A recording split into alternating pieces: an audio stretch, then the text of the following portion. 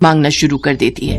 मैं यहाँ सिर्फ अपनी नई बहू के लिए शॉपिंग करने आई हूँ, फालतू खर्चा नहीं करना मुझे। सासू माँ, एक पायल की जोड़ी दिला दोगे तो क्या चला जाएगा आपका? मैंने तुझे कितनी बार कहा है शांति से खड़ी रह। चल अब चुपचाप से मेरी हेल्प कर नई बहू के गहने लेने में। मैं तुझे यहाँ इसीलिए लेकर आई हूँ, और अगर तू मेरी ये हेल्प भी नहीं कर सकती तो तू यहाँ से जा सकती है। अकेले ही शॉपिंग कर लूंगी मैं। बेचारी कविता अपनी सास की बातें सुनकर चुपचाप खड़ी रहती है। शॉपिंग करके जब वो दोनों घर आती हैं, तो सरला की मंझली बहू तारा उससे कहती है, सासू माँ, जब आप घर पर नहीं थी ना तो एक साड़ी वाला आया था, और आपको पता है उसके पास बहुत सुंदर कलेक्शन था। मुझे तो अपने लिए 4 साड़ी पसंद आ गई और 2 मैंने दीदी के लिए भी पसंद की है। अरे वाह! अब तुम दोनों मुझे एक बात बताओ, शादी तुम दोनों की है या मोनिका की?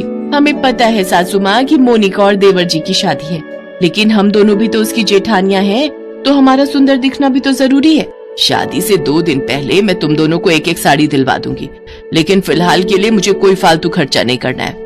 तो तारा बहू, कल तू उस साड़ी वाले को बुला ले, और हाँ, दोनों एक बात कान खोलकर सुन लो, कल की साड़ी कलेक्शन मैं सिर्फ मोनिका बहू के लिए ही लूंगी, और तुम दोनों को मेरी मदद करनी होगी तो सिर्फ इतना करना कि साड़ी पसंद करवाने में मेरी मदद कर देना।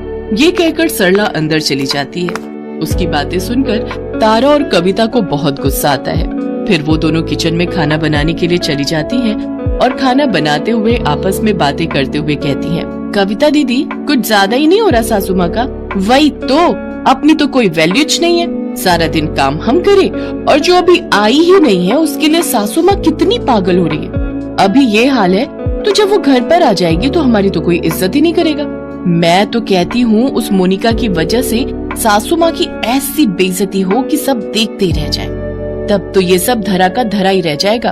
वैसे मेरे दिमाग में एक जबरदस्त आइडिया है, अगर सब कुछ प्लान के अकॉर्डिंग ही हुआ तो फिर तो मजा ही आ जाएगा। अच्छा, ऐसी भी क्या बात है, मुझे भी तो बताओ। अच्छा ठीक है, सुन। कविता तारा को सारा प्लान बताती है